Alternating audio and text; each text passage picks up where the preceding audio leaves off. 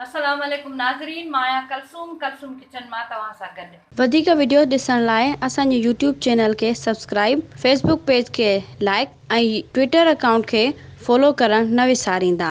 अॼु असां पंहिंजी किचन में ठाहे रहिया आहियूं मसाला भिंडी। इहे आहिनि भिंडियूं मुंहिंजूं 1 किलो, जेके मूं वॾा वॾा पीस करे कटियूं आहिनि। तेल, बसर मूं कद्दूकश करे रखिया आहिनि, तव्हां ग्राइंड करे सघो था या ईअं जीअं अंडे जे शेप अंडे जे लाइ कटबा आहिनि उहे बि कटे सघो था। टमाटा आहिनि, हिकिड़ो वॾो बसर आहे, 2 वॾा टमाटा आहिनि, अधु पा दही आहे, 1 चमचो खाइण वारो थूम अदरक आहे ऐं 1 चमचो नंढो जीरे जो आहे। अचो त अॻिते बाक़ी तयारी कयूं। त नाज़रीन, मुंहिंजी कढ़ाई गरम थी वई आहे। मुंहिंजूं भिंडियूं किलो आहिनि, त इन करे उन में तेल बि थोरो जेको आहे सो ज़्यादा ई पवंदो। तेल खे सुठे तरह गरम थियणु ॾींदसि मां। त नाज़रीन, इन में मुंहिंजो तेल बिल्कुलु हाणे गरम थी वियो आहे। मां हिन में विझंदसि जीरो अछो। इनखे थोरो भुञणु ज़रूरी आहे जीअं कचोपन शयुनि जो ख़तमु थींदो वञे। घणो बि न आहे भुञणो जो कारो थी वञे। हाणे मां हिन में विझंदसि भिंडियूं ऐं हिननि खे मां पचाईंदसि, अधु फ्राई कंदसि मां, पोइ वरी इहे मां कढंदसि। तव्हां चाहियो त हिन खां वधीक बि तेल विझी फ्राई करे सघो था या घटि तेल में बि करे सघो था, जीअं तव्हांखे पसंदि हुजे। त नाज़रीन, ही ॾिसो मुंहिंजूं भिंडियूं अधु फ्राई थियूं आहिनि, फुल फ्राई न आहिनि। हाणे हिननि खे मां कढंदसि, वरी पोइ मसाले जी तयारी कंदासीं। ही अधु ॾिसो, बिल्कुलु कलर हिननि जो चेंज अधु थियो हूंदो, सॼो न, बाक़ी ही मसाले में ई पचंदो। तेल वग़ैरह मां इहो ई इस्तेमालु कंदसि, सिर्फ़ु मां हिन मां भिंडियूं कढंदसि। त नाज़रीन, हिन मां मूं सिर्फ़ु भिंडियूं कढियूं आहिनि। हाणे मां हिन में विझंदसि बसर, जेके मूं कद्दूकस करे रखिया आहिनि।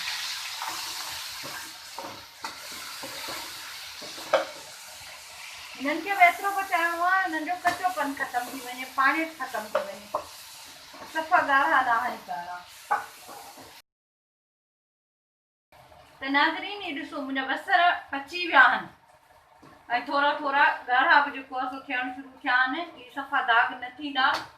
हाणे मां बाहि हिन बिल्कुलु हल्की कई आहे, त हिन में विझंदसि मां 1 चमचो फुल ईअं भरे सुका धाणा पाउडर।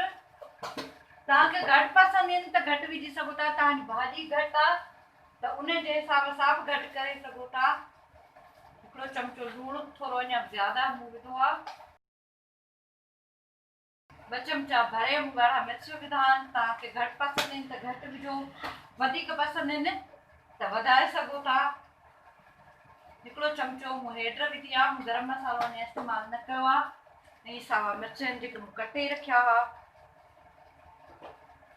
हाणे असां थोरो मसाले खे बि भुञंदासीं, हल्की बाहि। हाणे एॾी तेज़ न रखो त जीअं शयूं जेको आहे सो सड़नि न।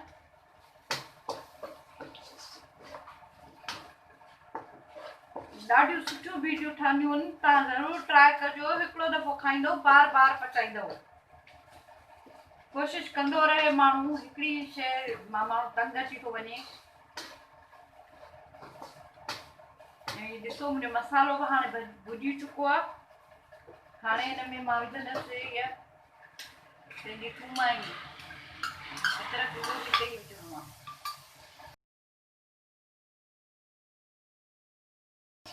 सुठे तरीक़े सां इहे शयूं सभु भुञणियूं आहिनि, जीअं कंहिं बि शइ में कचोपन जेको आहे न रहे। ऐं हाणे हिन में मां विझंदसि जेका टमाटो रखियो आहे पीसे,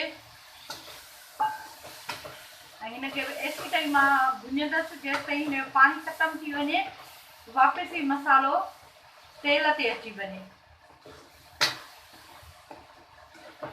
ऐं हाणे हिनखे मां लॻाईंदसि ढक 5 मिंट या 2 मिंट 3 मिंट, जेसि ताईं हिन जो पाणी ख़तमु थी वञे ऐं हिन जो मसालो तयारु थी वञे।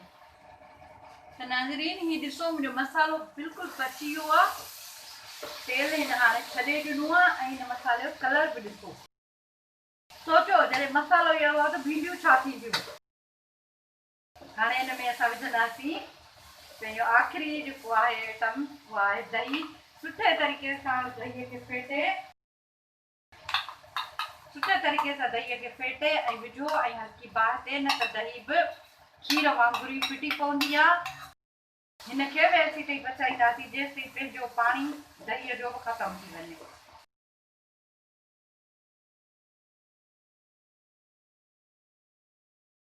त नाज़रीन ही ॾिसो जेका दही हिन में विधी उहा बि बिल्कुलु ख़तमु थी वई, मसालो मुंहिंजो सफ़ा भुॼी ऐं इहे ॾिसो कहिड़ो थी पियो आहे, बिल्कुलु ईअं थियणु खपे। हाणे मां हिन में विझंदसि हेतिरो पाणी,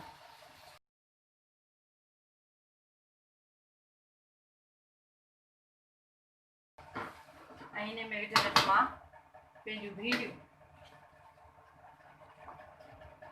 जेके फ्राई करे ऐं रखियूं हुयूं उहे हाणे विझंदसि। ऐं हाणे हिनखे 5 खां 6 या 6 खां 7 मिंट बि हल्की बाहि ते मां ढक लॻाए रखंदसि, पर विच विच में मां ज़रूरु हिननि खे चेक पई कंदसि त जीअं मुंहिंजो तरो बि न लॻी वञे भींडियुनि जो ऐं मुंहिंजूं भींडियूं बि पची वञनि।